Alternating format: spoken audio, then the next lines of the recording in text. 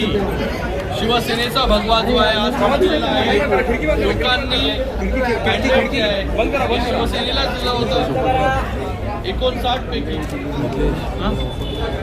27 अधिक 1 28 असे नगरसेवक जे हे शिवसेनेचे मला वाटतं 50% पेक्षा जास्त मेजॉरिटी ही शिवसेनेला दिलं होतं.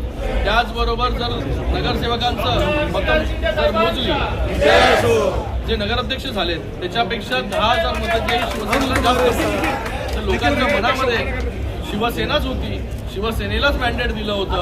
पण नगराध्यक्ष आमचा झाला नाही. पण आज पूर्ण बहुमताने शिवसेनेची सत्ता जी आहे ही पुन्हा एकदा अंबरनाथवरती स्थापन झालेली आहे.